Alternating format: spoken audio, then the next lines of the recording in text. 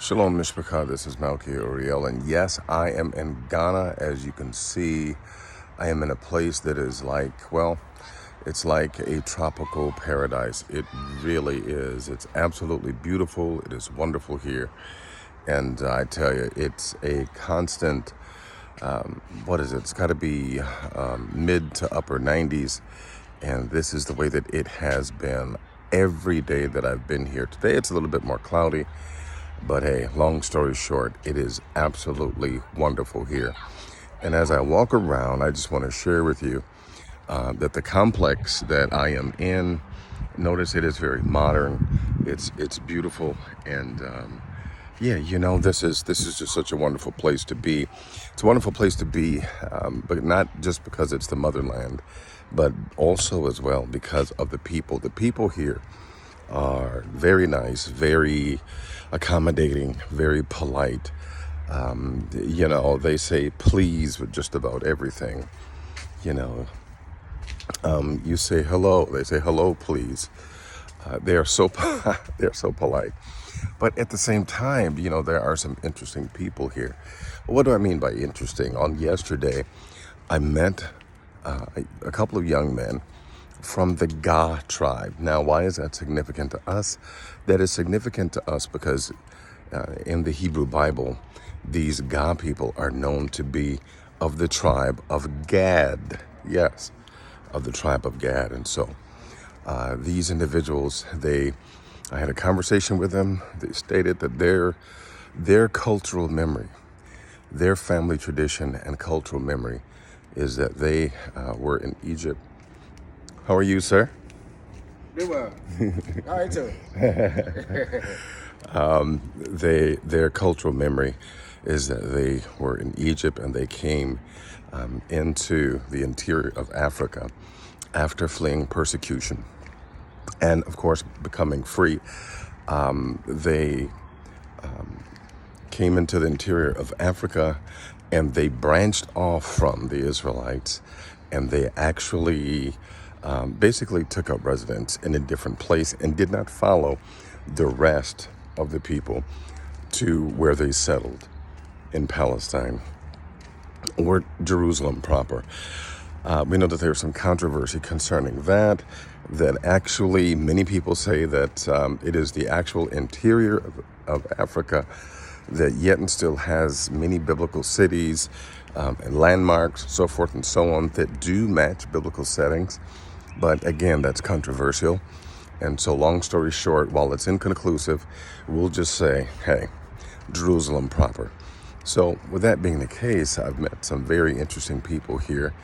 But Ghana, for the most part, is predominantly Christian. And Islam is the second dominant religion here. And one of the religions that is perhaps, I want to say, as we do, way of life, way of living, one of the smallest and perhaps even least significant in the eyes of the people here in Ghana is that of the Hebrews, or that of what people would call Judaism proper. Now, again, you know that we make a distinction between rabbinical Judaism and the Hebrew way of life. We make a difference between that, but nonetheless, you understand what I'm saying, that anything Hebrew is what is actually in minority here. In fact, Hebrews have actually been persecuted here because they don't believe in JC.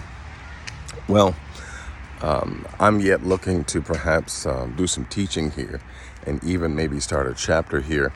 We'll see what the Most High will bring. But for the most part, this is it. This is Ghana, and it's a wonderful place. It's a beautiful place. And a couple of things that I would want to show you is that, they have... Okay, let me explain something to you. They do not have a welfare system here. Hey. They do not have a welfare system here, but yet the unemployment is around 45%, maybe even higher than that. But the unemployment is very high here. And so what do you do when you do not have a government system designed to take care of those who have no employment. Well, they employ themselves. Now, what I'm going to show you here in just a little bit is very interesting because as we travel along the highway,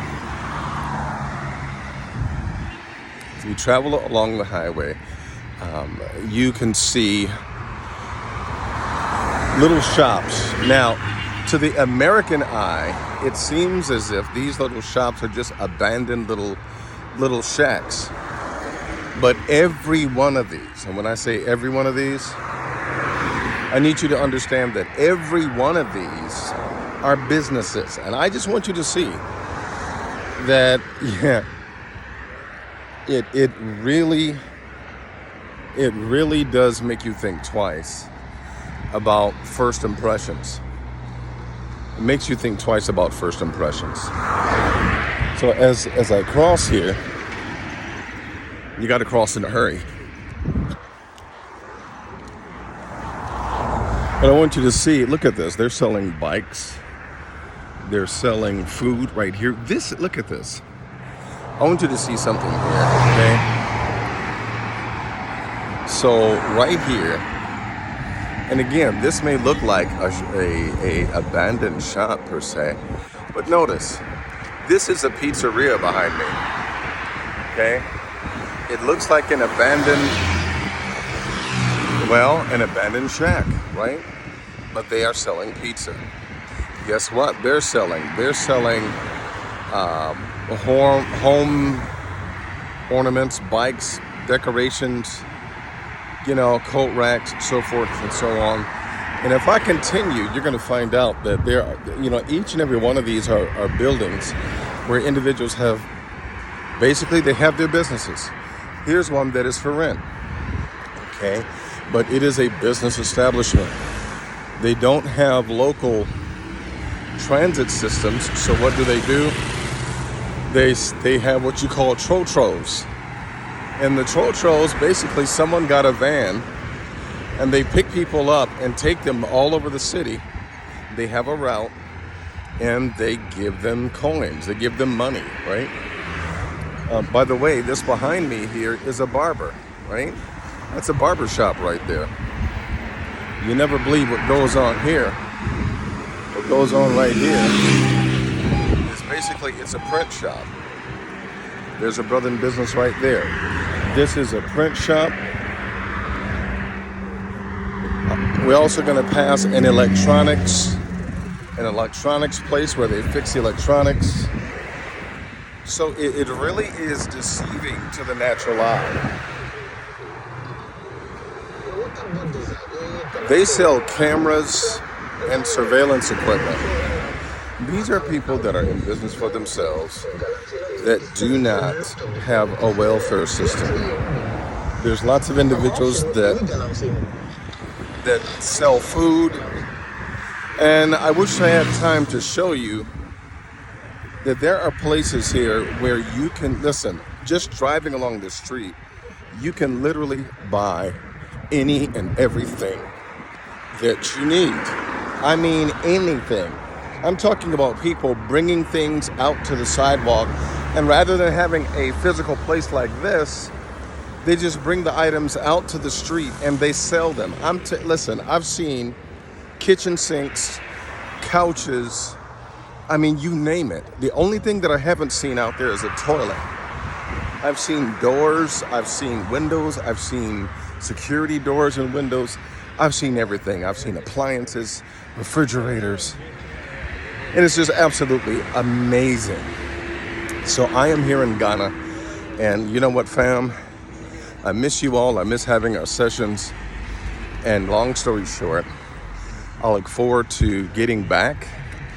Unfortunately, I will be traveling even next week at the end of Shabbat, somewhere around there.